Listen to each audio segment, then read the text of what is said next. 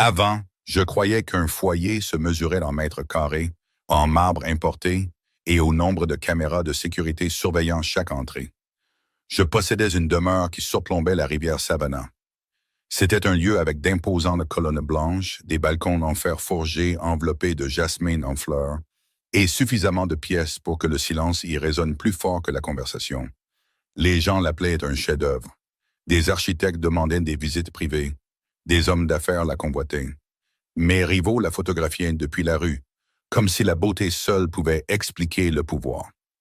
Pour moi, c'était simplement l'endroit où je dormais entre les réunions, les négociations et les nuits sans fin passées à protéger un empire qui exigeait toute mon attention. Ma femme n'était pas d'accord. Evelyn avait l'habitude de toucher la porte d'entrée chaque fois qu'elle entrait, presque comme si elle saluait un vieil ami. Elle remplissait les coins oubliés avec des fleurs fraîches du marché du samedi.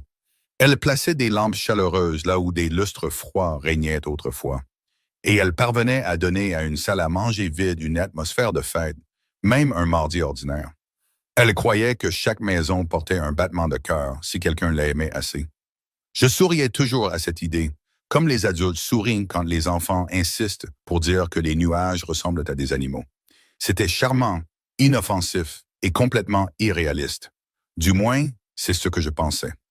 Notre 5e anniversaire de mariage est arrivé avec plus d'invités que je ne me souvenais en avoir conviés. Des politiciens, des investisseurs, des juges, des directeurs d'œuvres de charité et de vieilles relations de famille déambulaient dans ma maison, tenant des verres en cristal. Pendant ce temps, un quatuor de jazz jouait sous des guirlandes de lumière dorée sur la terrasse du jardin. La soirée semblait parfaite. Mon tailleur avait repassé mon costume anthracite à la perfection. Le chef avait fait venir des fruits de mer frais avant le lever du soleil. Chaque détail avait été contrôlé, car le contrôle était le seul langage que je comprenais vraiment. Evelyn est apparue en haut de l'escalier. Elle portait une simple robe ivoire qui, d'une manière ou d'une autre, éclipsait toutes les robes de créateurs coûteuses présentes. Elle n'essayait d'impressionner personne. C'était son don. Elle ne cherchait jamais à attirer l'attention, car elle possédait déjà une sorte de gravité tranquille qui attirait les gens vers elle sans effort. Elle a marché à mes côtés, a glissé sa main dans la mienne et a salué chaque invité par son nom. Elle se souvenait de détails sur leurs enfants, leurs parents, leurs maladies et leurs rêves, d'une manière que je n'aurais jamais pu faire. Quelque part entre le dessert et un autre toast de félicitations, un de mes plus anciens associés a levé son verre avec un sourire. Damien, après 5 ans, quel est le secret d'un mariage réussi? Des rires ont parcouru la terrasse tandis que des dizaines de regards se posaient sur moi. J'ai senti les doigts d'Evelyn se resserrer doucement sur ma main, attendant. J'aurais dû dire quelque chose de gentil, quelque chose d'honnête. Au lieu de cela, la confiance a répondu avant que la sagesse n'en ait eu l'occasion. J'ai ri. Ma femme dit qu'elle est mon foyer, ai-je dit en faisant tourner le bourbon dans mon verre. Je ne fais qu'y dormir. La foule a éclaté de rire. Quelqu'un a failli renverser son verre. Un autre invité m'a tapé sur l'épaule et a qualifié ma phrase de meilleure réplique de la soirée. Même moi, j'ai souri à ma propre blague, satisfaite de la réaction qu'elle avait suscitée. Puis j'ai regardé Evelyn. Elle souriait aussi, juste assez pour que tout le monde croie qu'elle trouvait ça drôle. Mais je la connaissais mieux que quiconque, ou du moins je le croyais. Son sourire n'atteignait jamais ses yeux bleus. Ils sont devenus étrangement calmes, comme la rivière juste avant un orage d'été. Elle a serré ma main une fois, doucement, avant de la lâcher. « Excusez-moi », a-t-elle murmuré, « je vais voir ce qu'il en est de la table des desserts. » Personne n'a remarqué son départ, sauf moi, même si je me suis vite convaincu que cela ne signifiait rien. Les invités ont continué à me féliciter. La musique a repris. Les verres se sont entrechoqués sous la douce soirée de Géorgie. Pourtant, toutes les quelques minutes, mes yeux cherchaient dans la foule sans y penser. Evelyn était partout et nulle part à la fois. Elle s'assurait que les invités âgés avaient des chaises avant même qu'ils ne le demandent. Elle a enroulé un châle autour d'une femme qui avait froid à cause de la brise de la rivière. Elle a remercié personnellement chaque serveur avant la fin de leur service. Elle prenait toujours soin de tout le monde, sauf de moi. Des heures plus tard, après que la dernière limousine a disparu au bout de l'allée bordée de chênes, j'ai traversé la demeure. Je m'attendais à entendre le son familier du piano venant du solarium. Au lieu de cela, la maison m'a accueilli avec un silence si complet que je pouvais entendre mes propres pas sur le parquet poli. Evelyn était déjà montée. Une seule lampe restait allumée près de la fenêtre de devant, projetant un cercle de lumière chaude sur le hall d'entrée vide. Elle avait toujours insisté pour qu'il ne fasse jamais noir, car, selon ses mots, quelqu'un devrait toujours se sentir accueilli en rentrant à la maison. J'ai jeté un coup d'œil à la lampe, j'ai desserré ma cravate et j'ai ri doucement pour moi-même, convaincu qu'elle était simplement allée se coucher tôt. Je n'avais aucune idée que ma blague stupide venait de créer la première fissure dans le foyer, que je n'avais jamais réalisé qu'elle construisait autour de moi depuis le début. Le lendemain matin a commencé comme tous les autres matins dont je pouvais me souvenir. La lumière du soleil se déversait par les hautes fenêtres donnant sur la rivière Savannah, peignant des lignes dorées sur le parquet tandis que l'odeur du café frais flottait dans la cuisine. Tout semblait exactement pareil. Cela aurait dû me réconforter. Au lieu de cela, quelque chose semblait presque trop parfait, comme si la maison était devenue une photographie prétendant être vivante. Evelyn se tenait près de la cuisinière, vêtue d'un pull bleu pâle dont les manches étaient soigneusement retroussées jusqu'au coude. Elle m'a accueilli avec le même doux sourire qu'elle portait toujours. « Bonjour », dit-elle doucement. « Ton café est prêt. » J'ai hoché la tête, regardé ma montre et attrapé la tasse sans vraiment la regarder. Mon agenda remplissait déjà mes pensées. Réunions, contrats, appels téléphoniques, une autre livraison arrivant au port avant le coucher du soleil. Mon monde ne ralentissait jamais assez longtemps pour remarquer les petites choses. En y repensant maintenant, c'est exactement comme ça que j'ai manqué le premier signe. Les fleurs ont disparu. Chaque samedi matin pendant 5 ans, Evelyn revenait du marché local avec des arrangements frais. Des lys blancs au printemps, des tournesols en été, des dahlias rouges foncés à l'arrivée de l'automne. Ils avaient toujours été là, sur la table de la salle à manger, avant même que je ne remarque leur présence. Ce samedi-là est passé. Le vase en cristal est resté parfaitement propre, parfaitement vide. J'ai supposé qu'elle avait simplement oublié. Puis la musique s'est arrêtée. Chaque soir vers 19 heures, de douces mélodies de piano flottaient dans le solarium pendant qu'elle lisait des revues d'architecture ou dessinait des idées de restauration pour des maisons historiques de Savannah. La musique était devenue si ordinaire que je l'entendais rarement, jusqu'à ce qu'un soir, je réalise que le silence était étrangement bruyant. Le piano à queue est resté fermé. La poussière ne s'y accumulait pas car elle polissait toujours chaque surface avec un soin tranquille, mais elle ne s'est plus jamais assise pour jouer une seule note. Je me suis dit qu'elle était fatiguée. La semaine suivante, je suis rentré bien après la tombée de la nuit. D'habitude, le hall d'entrée brillait d'une chaude lumière ambrée. L'odeur de romarin et de pain frais flottait depuis la cuisine bien avant que j'ouvre la porte d'entrée. Cette nuit-là, toutes les lumières fonctionnaient encore. Chaque tableau restait parfaitement droit. Chaque meuble était exactement à sa place. Pourtant, la chaleur avait disparu. Le dîner reposait dans le réfrigérateur au lieu d'attendre sur la table. Une petite étiquette manuscrite indiquait simplement « Réchauffé pendant 3 minutes ». Rien de plus. Pas de cœur dessiné dans le coin. Pas de sourire. Pas de rappel de ne pas travailler trop tard. J'ai fixé la note plus longtemps que je n'aurais dû avant de la remettre exactement où je l'avais trouvée. Evelyn était assise sur la véranda arrière avec une couverture sur les genoux quand je suis finalement sorti. La mousse espagnole se balançait doucement au-dessus de nous, tandis que des bateaux lointains se déplaçaient tranquillement sur la rivière, sous un ciel peint de nuances d'orange et de lavande. « Belle soirée », ai-je dit. Elle a hoché la tête. « Oui, en effet. » Sa réponse s'est arrêtée là. Le silence entre nous semblait inhabituel. Evelyn n'avait jamais rempli les conversations de mots inutiles, mais elle remplissait toujours les espaces vides de chaleur. Maintenant, l'espace restait simplement vide. « Tout va bien ?» ai-je demandé, sans quitter l'eau des yeux. « Tout est paisible », a-t-elle répondu. « Paisible », c'était un mot étrange. J'avais passé des années à chercher la paix à travers des serrures plus solides, des murs plus hauts et une plus grande influence. Elle semblait décrire quelque chose de complètement différent. Au cours des jours suivants, elle a continué à s'occuper de la maison avec le même dévouement tranquille. Les sols brillaient.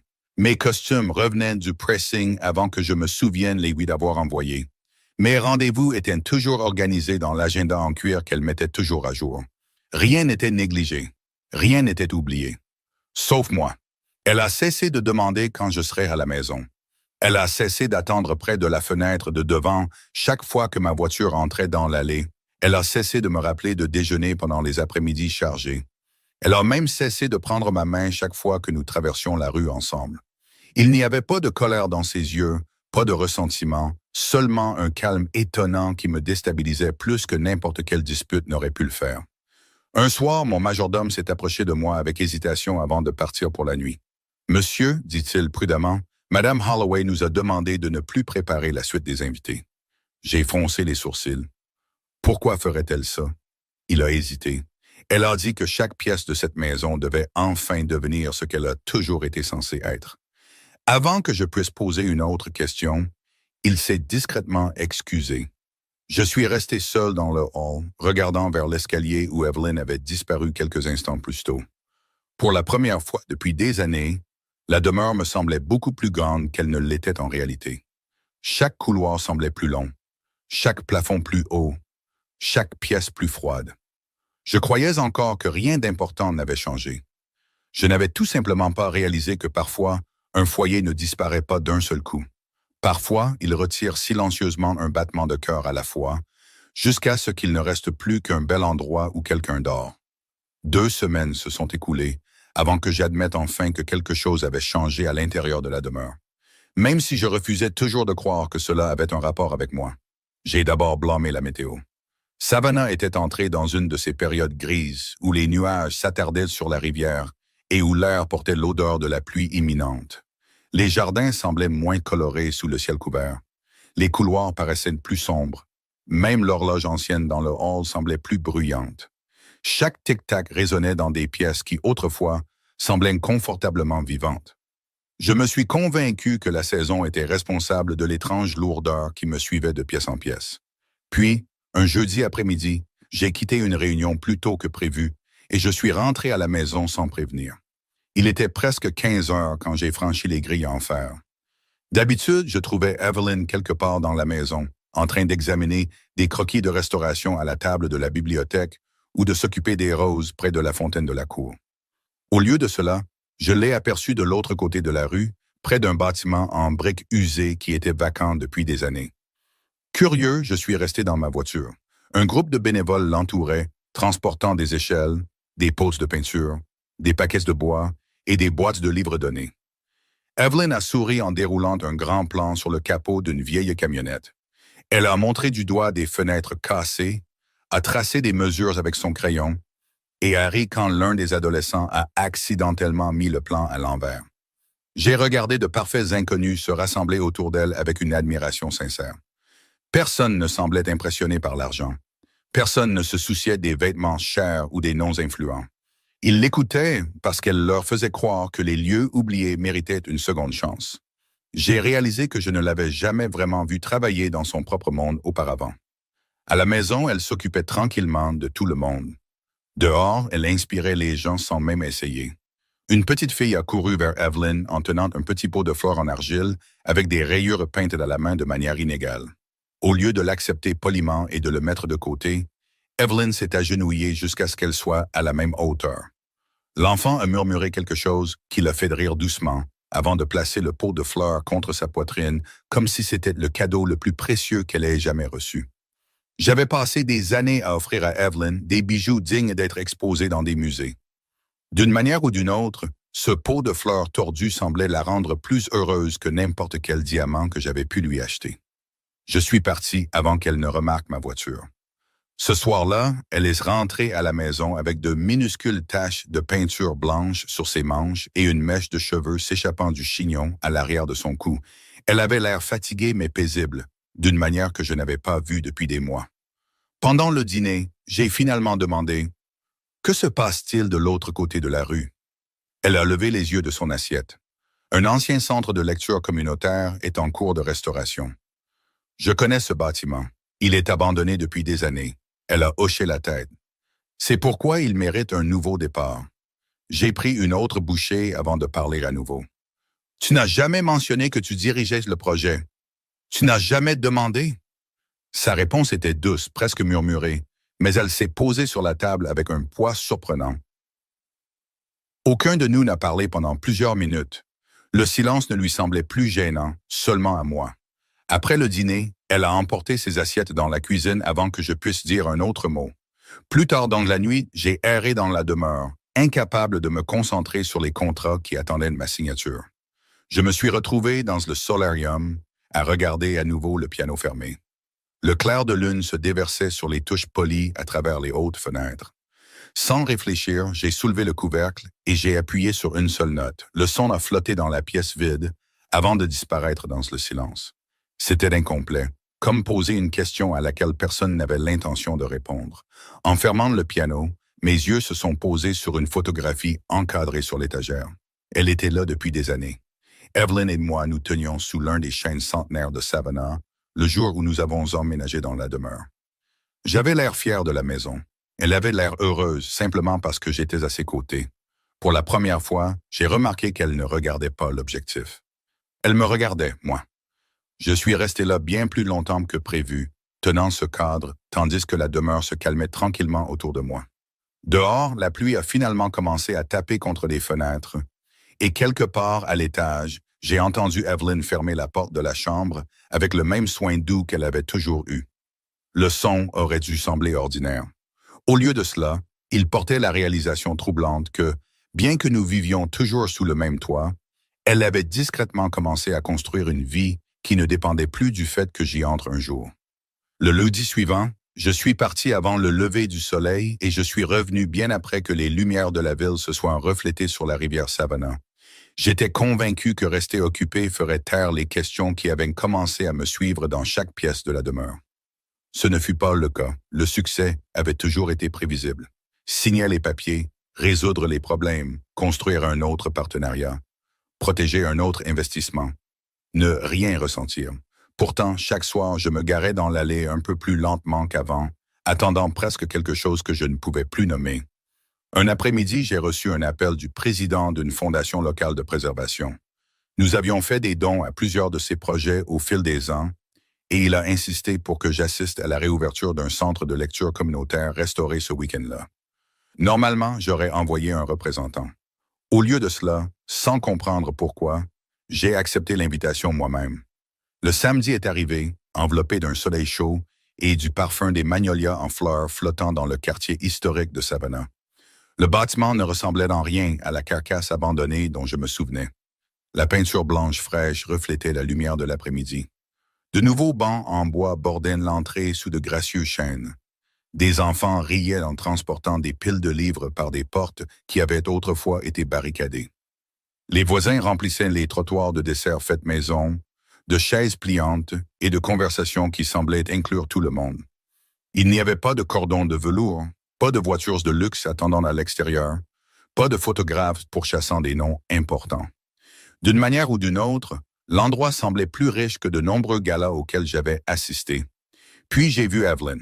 Elle se tenait près de l'entrée, vêtue d'un jean bleu délavé, de bottes confortables et d'une simple chemise de couleur crème aux manches retroussées, légèrement poussiéreuse de peinture. Elle saluait les bénévoles âgés avec de chaleureuses étreintes, remerciait les lycéens d'avoir transporté du matériel et s'agenouillait à côté d'un petit garçon qui luttait pour accrocher une pancarte de bienvenue faite à la main, de travers sur la porte. Au lieu de la redresser elle-même, elle lui a tendu le marteau et lui a patiemment montré où planter le prochain clou. Quand la pancarte a finalement été droite, l'enfant lui a jeté les bras autour du cou avec une excitation non dissimulée. Elle a ri si librement que les gens autour ont ri avec elle. Je ne me souvenais pas de la dernière fois où j'avais entendu ce son dans sa propre maison. Le président m'a remarqué, debout tranquillement à l'arrière de la foule. « Beau travail, n'est-ce pas ?» a-t-il demandé. J'ai hoché la tête sans quitter Evelyn des yeux. « Qui a financé la majeure partie de la restauration ?» Il a souri. « Beaucoup de gens ont donné de l'argent. Madame Holloway nous a donné quelque chose de plus difficile à trouver. Elle nous a donné du temps. Elle était ici presque tous les jours avant le lever du soleil.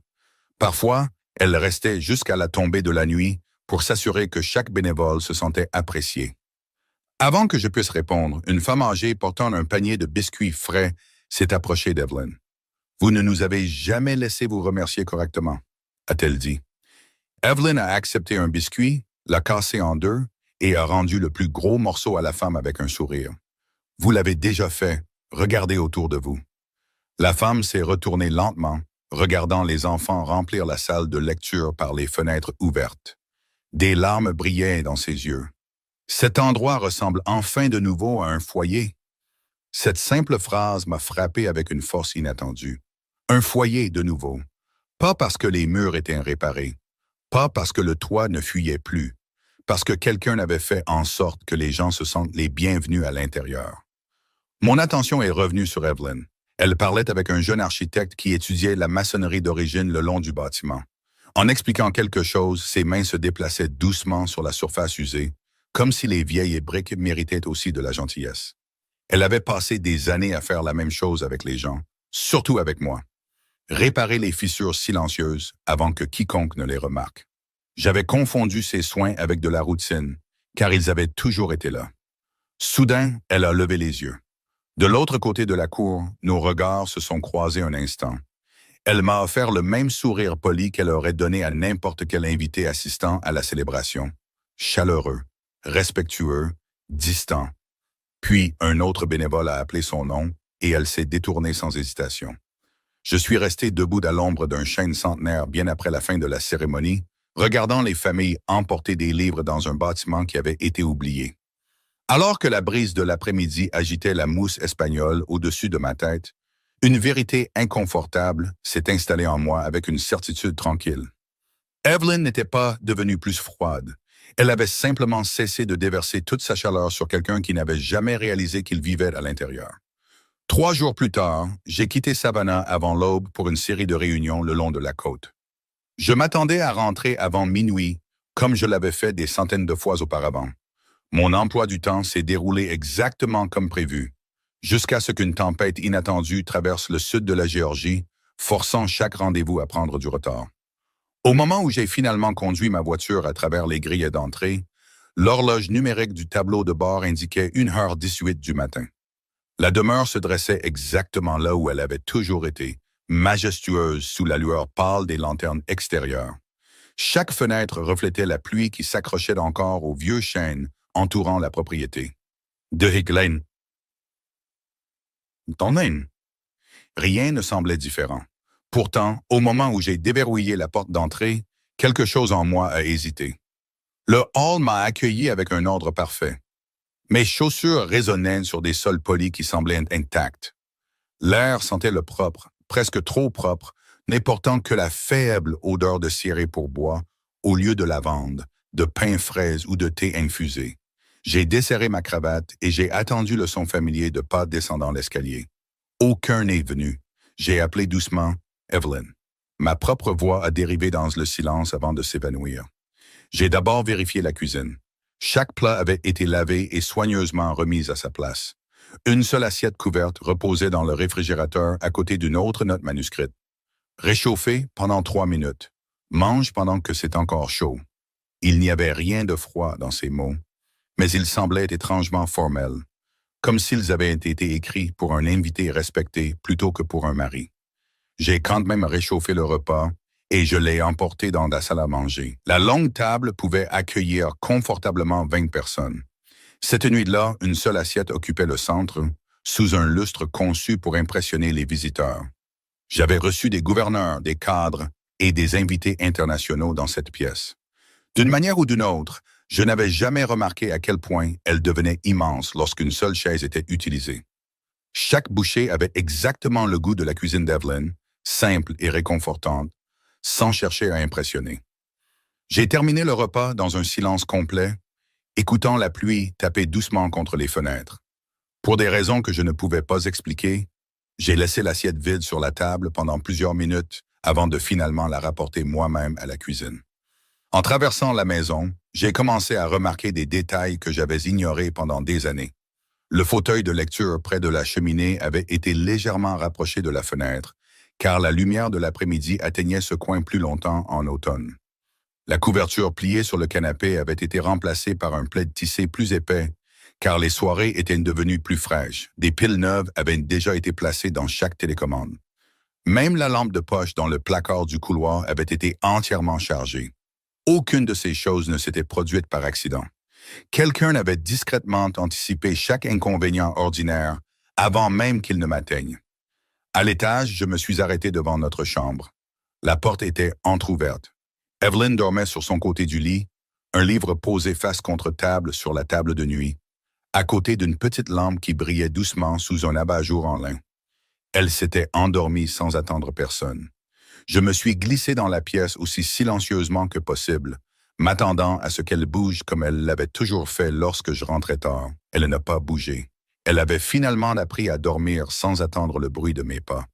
Je me suis changé et je suis resté éveillé, fixant le plafond tandis que la pluie continuait de frôler doucement les fenêtres. Quelque temps avant le lever du soleil, je suis redescendu, incapable de me reposer. En passant par la bibliothèque, j'ai remarqué un des carnets de croquis d'Evelyn laissés ouverts sur le bureau. Je n'avais jamais regardé son travail auparavant, mais quelque chose m'a fait m'arrêter.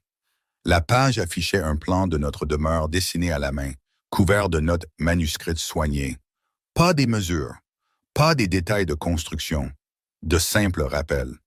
La lumière du matin est plus chaude ici, le meilleur endroit pour les fleurs d'hiver. Ce couloir a besoin de lampes plus douces, car les gens portent des pensées lourdes la nuit. La table de la cuisine devrait toujours faire face aux fenêtres pour que le petit déjeuner commence avec de l'espoir. J'ai lentement tourné une autre page, puis une autre. Chaque pièce de la demeure avait été étudiée, non pas comme de l'architecture, mais comme un lieu où les cœurs humains pourraient se sentir en sécurité. Ma gorge s'est serrée quand j'ai réalisé qu'elle avait passé des années à concevoir des émotions dans des espaces que je n'avais évalués que par leur coût et leur apparence. Dehors, les premiers rayons du soleil se sont glissés à travers les hautes fenêtres, remplissant la bibliothèque d'une douce lumière dorée. J'ai refermé le carnet de croquis avec soin et j'ai regardé autour de la pièce comme si je la voyais pour la première fois. La demeure n'avait jamais été vide parce qu'Evelyn n'avait pas réussi à l'aimer. Elle devenait vide parce que j'avais passé ces 5 ans à aimer tout ce qu'elle contenait, sauf la personne qui lui avait donné une âme. Le carnet de croquis est resté dans mon esprit longtemps après que je l'ai remis exactement là où je l'avais trouvé. Pendant des jours, j'ai emporté ces notes manuscrites avec moi dans les salles de conférence, les réunions du conseil d'administration et les trajets silencieux à travers Savannah. La lumière du matin est plus chaude ici. Le meilleur endroit pour les fleurs d'hiver. La table de la cuisine devrait toujours faire face aux fenêtres pour que le petit déjeuner commence avec de l'espoir. J'avais négocié des contrats valant des millions de dollars sans sourciller. Pourtant, ces phrases ordinaires me troublaient plus que n'importe quel risque commercial ne l'avait jamais fait. Un soir, je suis rentré à la maison avant le coucher du soleil pour la première fois depuis des mois. La demeure était baignée de lumière dorée, les vieux chênes projetant de longues ombres sur la pelouse avant. Je m'attendais à trouver Evelyn à l'intérieur. Au lieu de cela, j'ai remarqué que son vélo manquait dans le garage. Elle avait commencé à se rendre au centre de lecture communautaire à vélo au lieu de demander à l'un de nos chauffeurs de l'y conduire. C'était un autre petit changement que j'avais à peine remarqué jusqu'à présent. Sans réfléchir, je m'y suis rendu moi-même. Le bâtiment bourdonnait d'une vie tranquille, même si la réouverture officielle était déjà passée. Des enfants étaient assis sur des tapis colorés, écoutant des bénévoles lire des histoires à voix haute. Des adolescents peignaient une fresque sur un mur extérieur. Des voisins âgés jouaient aux échecs à l'ombre de larges porches en partageant de la limonade faite maison. Par les fenêtres ouvertes, j'ai vu Evelyn agenouillée à côté d'une jeune fille qui luttait pour construire une maison miniature en carton recyclé. La petite fille fronçait les sourcils devant les murs tordus. Evelyn a souri doucement et a dit quelque chose qui a fait cesser la frustration de l'enfant. Puis elle l'a aidé à stabiliser la petite structure au lieu de la reconstruire elle-même. Je ne pouvais pas entendre chaque mot par la fenêtre ouverte, mais une phrase a flotté à l'extérieur sur la brise chaude. Un foyer n'a pas besoin d'être parfait pour que quelqu'un s'y sente en sécurité. L'enfant a hoché la tête et a soigneusement placé un petit cœur en papier à l'intérieur de la maison en carton avant de fixer le toit. Evelyn a ri doucement et a applaudi comme si le petit projet méritait d'être célébré. Je suis resté dehors pendant plusieurs minutes, regardant les gens sourire parce qu'elle les remarquait. Elle n'a jamais exigé l'attention. Elle la donnait simplement, jusqu'à ce que tout le monde autour d'elle se tienne un peu plus droit. Je suis retourné discrètement à ma voiture avant qu'elle ne se rende compte que j'avais été là. Cette nuit-là, j'ai parcouru chaque pièce de la demeure avec des yeux différents. Le coin repas donnait sur le jardin et parce qu'elle voulait que les matins commencent avec la lumière du soleil plutôt qu'avec des murs. Le fauteuil de lecture faisait face à la cheminée, à l'angle exact où les conversations devenaient naturellement plus longues pendant les soirées d'hiver.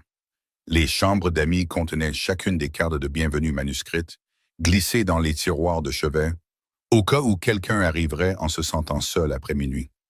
Même le banc du vestiaire près de l'entrée arrière avait un compartiment caché rempli de parapluies, de gants supplémentaires et de bottes de pluie pour enfants, donnés par les voisins de passage. Je ne l'avais jamais ouvert auparavant. Elle avait pensé aux étrangers avec le même soin qu'elle accordait à notre famille. Mon attention s'est portée sur la lampe du hall qui restait allumée chaque soir. Je me suis finalement souvenu lui avoir demandé, il y a des années, pourquoi elle refusait de l'éteindre avant de se coucher. Elle avait souri en remplaçant l'ampoule et avait répondu « Parce que tout le monde mérite de rentrer chez soi et de trouver une lumière qui dit que quelqu'un espérait son retour. » À l'époque, j'avais à peine levé les yeux de mon téléphone. Debout là maintenant, ces mots résonnaient dans la maison silencieuse jusqu'à devenir impossible à ignorer. Plus tard dans la soirée, j'ai trouvé Evelyn assise sur la véranda arrière, enveloppée dans le même plaid tissé qu'elle préférait toujours à l'approche de l'automne. La rivière reflétait l'argent sous un ciel clair parsemé d'étoiles. J'ai apporté 2 tasses de thé chaud, en plaçant une à côté d'elle sans dire un mot. Elle a semblé surprise, mais l'a accepté avec un merci discret. Nous sommes restés assis ensemble, écoutant les grillons et les moteurs de bateaux lointains pendant plusieurs minutes paisibles. Finalement, j'ai demandé « Pourquoi es-tu devenu architecte ?» Elle a souri en direction de l'eau au lieu de me regarder. Parce que les bâtiments se souviennent des gens plus longtemps que les gens ne se souviennent des bâtiments. J'ai légèrement froncé les sourcils. Qu'est-ce que ça veut dire? Elle a tracé le bord de sa tasse avec un doigt avant de répondre. Chaque pièce garde un peu de l'amour ou de la solitude qui s'y est produit. J'ai toujours voulu laisser les endroits plus bienveillants que je ne les avais trouvés. Elle parlait si naturellement que cela ressemblait moins à une philosophie qu'à une simple vérité. J'ai regardé la rivière sombre, réalisant que j'avais passé des années à étendre mon monde, tandis qu'elle avait discrètement élargi le cœur des gens. Pour la première fois depuis notre anniversaire, j'ai compris que je n'avais plus peur de perdre une belle demeure. J'avais peur que la femme qui avait appris à chaque mur à l'intérieur comment m'accueillir avait déjà commencé à apprendre à vivre sans attendre que je rentre à la maison. Le vendredi suivant, j'ai annulé toutes les réunions de mon agenda avant 8 heures du matin. Mon assistante m'a regardé comme si j'avais annoncé que le soleil n'allait pas se lever. Pendant des années, mon emploi du temps avait été intouchable. Les affaires passaient toujours en premier. Chaque heure appartenait à quelqu'un qui attendait une signature, une décision ou une réponse. Ce matin-là, j'ai choisi autre chose. J'ai traversé Savannah sans véhicule de sécurité derrière moi, sans appel téléphonique remplissant le silence et sans que personne n'annonce mon arrivée. Je me suis arrêté dans une petite boulangerie de quartier devant laquelle j'étais passé des centaines de fois sans jamais y entrer. La propriétaire a reconnu mon visage, mais pas à cause des affaires. Elle a souri poliment et a demandé « Vous êtes ici pour Madame Holloway ?» J'ai hésité avant de répondre. « Elle vient souvent d'ici ?» La femme a ri chaleureusement en plaçant des brioches à la cannelle fraîche dans une boîte en papier. Tous les vendredis, elle achète le petit déjeuner pour les bénévoles qui restaurent de vieilles maisons en ville. Elle dit que les gens travaillent mieux quand ils se sentent appréciés. Je l'ai remercié discrètement et j'ai ramené la boîte chaude à ma voiture. D'une manière ou d'une autre, elle semblait plus lourde qu'elle n'aurait dû. Quand je suis arrivé sur le site de restauration, l'air du matin portait l'odeur du bois frais, du café et de la terre humide après une légère pluie nocturne. Les bénévoles se déplaçaient entre les échafaudages et les parterres de fleurs avec des conversations faciles qui ressemblaient plus à une famille qu'à des collègues. Personne ne m'a remarqué au début. Ils étaient trop occupés à s'entraider. Evelyn se tenait près de l'entrée, discutant des moulures de fenêtres avec un charpentier âgé dont les mains étaient usées par des décennies de travail honnête. Elle écoutait avec une attention totale, hochant la tête comme si chaque mot comptait. Quand elle s'est finalement retournée et m'a vu debout, tenant la boîte de la boulangerie, la surprise a traversé son visage avant de se transformer dans la même expression calme qu'elle portait depuis des semaines. « Bonjour », dit-elle doucement. « Bonjour », ai-je répondu. J'ai soulevé la boîte maladroitement. J'ai pensé que tout le monde aimerait un petit déjeuner. Pendant une seconde, aucun de nous n'a parlé. Puis elle a souri, non pas le sourire prudent qu'elle offrait aux étrangers polis, mais quelque chose de plus doux, teinté d'une véritable surprise. C'est une gentille attention. Elle a rassemblé tout le monde, m'a présenté simplement comme Damian, et m'a remercié comme si j'avais fait quelque chose d'extraordinaire, même si je n'avais apporté que le petit déjeuner. Tout au long de la matinée, je suis resté plus longtemps que prévu. J'ai aidé à décharger des boîtes de livres d'un camion de livraison, j'ai transporté des tables pliantes à travers la cour, et j'ai même planté de petits arbustes à fleurs sous les fenêtres de devant, sous la direction patiente de 2 enseignantes à la retraite qui insistaient sur le fait que je creusais des trous trop profondément. Elles ont ri quand j'ai admis qu'elles avaient probablement raison. Je me suis surpris à rire avec elles. Les heures ont passé sans que personne ne me pose de questions sur les contrats, l'influence ou l'argent. Ils se souciaient seulement de savoir si je pouvais tendre le bon outil à quelqu'un ou tenir une échelle stable pendant qu'un autre bénévole atteignait le dernier barreau. C'était étrangement paisible. Pendant le déjeuner, j'ai remarqué Evelyn assise seule sous un vieux chêne, son carnet de croquis en équilibre sur ses genoux. Je me suis approché avec 2 bouteilles de d'eau fraîche et je me suis assis tranquillement à côté d'elle. Pendant un moment, nous avons simplement regardé les enfants se poursuivre sur l'herbe. Finalement, j'ai parlé. Je suis venu ici parce que je voulais comprendre. Elle a fermé son carnet de croquis, mais n'a pas répondu immédiatement. Comprendre quoi? A-t-elle demandé. J'ai regardé le bâtiment restauré avant de répondre. Comment tu fais pour que les gens se sentent à leur place où que tu ailles? Une douce brise a agité des mèches de ses cheveux sur son visage. Elle les a glissées derrière une oreille et m'a regardé avec une gentillesse tranquille. Je ne fais pas en sorte que les gens se sentent à leur place, Damian. Je leur rappelle simplement qu'ils le sont déjà. Ces mots se sont installés entre nous plus doucement que n'importe quelle accusation n'aurait pu le faire. J'ai baissé les yeux vers le jardin inachevé qui entourait le bâtiment. J'ai passé des années à croire que je savais comment protéger les gens qui me sont chers. Elle a attendu sans m'interrompre.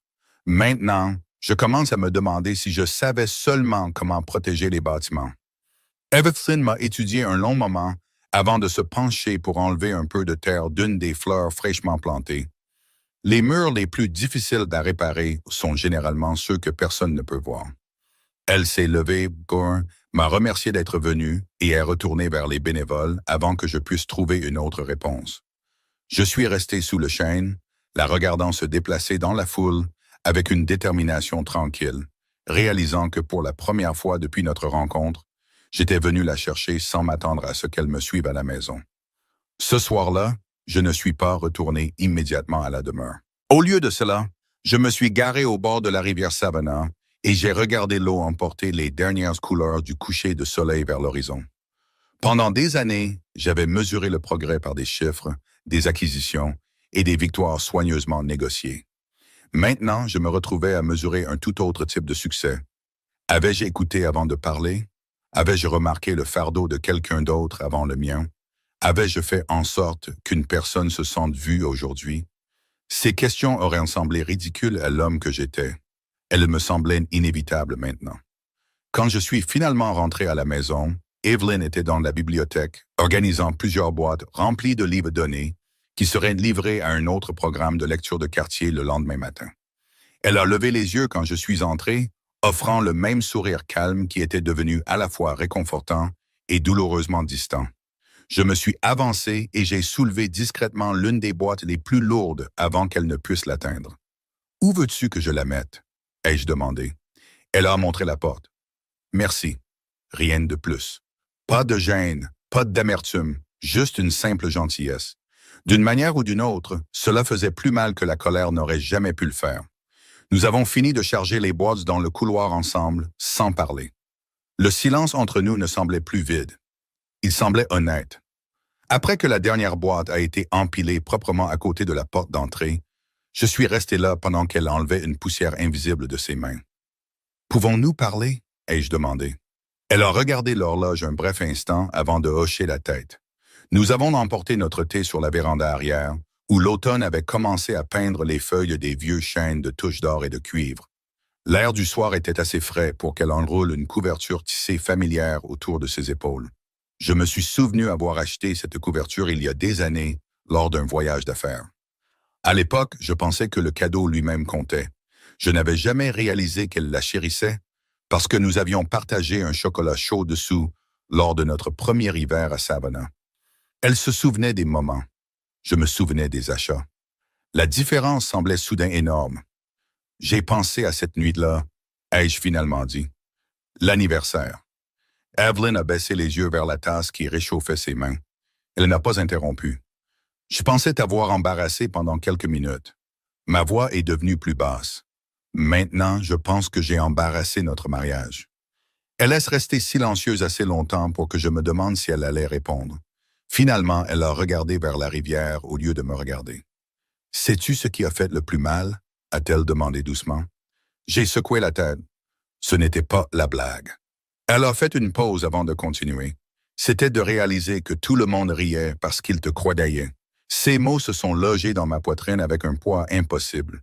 J'ai cherché une explication, une défense, n'importe quelle phrase capable d'adoucir ce que j'avais fait. Aucune ne méritait d'être prononcée. J'ai eu tort, ai-je murmuré. Elle a hoché la tête doucement. Oui, il n'y avait aucun triomphe dans sa voix, seulement une vérité tranquille. Après un autre long silence, elle a continué. Pendant des années, j'ai essayé de construire un endroit où tu pourrais te reposer sans porter le monde entier sur tes épaules. Je savais que tu avais des responsabilités que je ne pourrais jamais entièrement comprendre. Je ne t'ai jamais demandé de devenir quelqu'un d'autre. Ses doigts se sont légèrement resserrés autour de la tasse chaude. J'espérais seulement qu'un jour tu réaliserais que tu n'avais pas à mériter la paix après avoir quitté cette maison. Elle était censée commencer ici. J'ai senti ma gorge se serrer. Je le sais maintenant. Elle s'est tournée vers moi avec des yeux bienveillants, mais clairs. « Vraiment ?» a-t-elle demandé. « Ou est-ce que ce que je te donnais te manque, tout simplement? » J'ai ouvert la bouche. « Mon écogique. » Mais aucune réponse n'est venue. Elle a continué avant que je puisse en chercher une. « Tu ne me manques pas parce que le dîner est plus silencieux. Tu ne me manques pas parce que les fleurs ont disparu de la table. C'est le sentiment que ces choses créées qui te manquent. » Elle a posé sa tasse doucement à côté de la chaise. « Il y a une différence, Damien. » Chaque phrase était prononcée sans accusation, sans hausser le ton, sans amertume. D'une manière ou d'une autre, cela rendait chacune d'elles impossible à fuir. Elle s'est levée lentement et a regardé les fenêtres illuminées de la demeure. « Une maison peut toujours être redécorée, a-t-elle dit. Mais la confiance, non. » Puis elle a croisé mon regard une dernière fois. « Si tu veux vraiment que je revienne, ne me demande pas de retourner à la vie que nous avions. Construisons une nouvelle, où je n'aurai jamais à me demander si je suis simplement une autre pièce dans laquelle tu dors. » Elle est rentrée tranquillement, me laissant seul sous les étoiles avec des mots qu'aucune influence, richesse ou autorité ne pourrait jamais changer. Pour la première fois de ma vie, j'ai compris que demander pardon était bien plus facile que de devenir le genre d'homme digne de le recevoir. Les semaines qui ont suivi n'ont pas transformé ma vie en un seul moment dramatique. Elles l'ont changé à travers des matins ordinaires que j'avais ignorés pendant bien trop longtemps. J'ai commencé à prendre mon petit déjeuner à la table de la cuisine au lieu de répondre à des courriels dans mon bureau. J'ai appris les noms de chaque bénévole travaillant aux côtés d'Evelyn sur les projets de restauration. J'ai passé des samedis tranquilles à planter des fleurs qui fleuriraient pour des gens que je ne rencontrerais probablement jamais. Aucune de ces choses n'a effacé les mots négligents que j'avais prononcés. Elles sont simplement devenues les premières phrases honnêtes d'une histoire différente. Un après-midi d'automne frais, j'ai demandé à Evelyn de me retrouver à la demeure avant le coucher du soleil. Elle est arrivée avec une autre pile de croquis d'architecture, s'attendant à ce que nous partions ensemble pour l'un de ses projets communautaires. Au lieu de cela, elle a trouvé des camions de déménagement garés tranquillement le long de l'allée circulaire. Des ouvriers emballaient soigneusement les meubles, les tableaux et les pièces décoratives, tandis que des agents immobiliers examinaient les derniers papiers sur le porche avant. Elle m'a regardé avec une confusion sincère. « Que se passe-t-il » a-t-elle demandé. J'ai tendu une petite enveloppe contenant les documents remplis. La maison a été vendue. Elle m'a fixé pendant plusieurs longues secondes. « Tu aimes cet endroit. » J'ai souri doucement et j'ai regardé les grandes colonnes qui brillaient sous la lumière du soir. J'aimais ce que je pensais qu'il représentait. Nous avons traversé lentement les pièces vides une dernière fois. Sans meubles, chaque couloir résonnait exactement comme la nuit où j'avais réalisé pour la première fois à quel point les beaux espaces pouvaient devenir solitaires. Les lustres brillaient toujours. Les seaux en marbre reflétaient toujours la lumière dorée. La rivière au-delà des fenêtres restait à couper le souffle. Pourtant, rien de tout cela n'avait autant d'importance qu'auparavant. J'ai fouillé dans ma poche et j'ai sorti une seule vieille clé en laiton attachée à une étiquette en cuir délavé. Evelyn l'a reconnue immédiatement.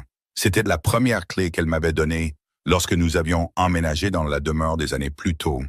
Je l'avais portée sur moi tous les jours depuis, sans jamais comprendre pourquoi je refusais de la remplacer par une plus neuve. Je l'ai placée doucement dans sa main. C'est la seule chose que je voulais garder. Elle a baissé les yeux sur la clé usée avant de lever les siens vers moi.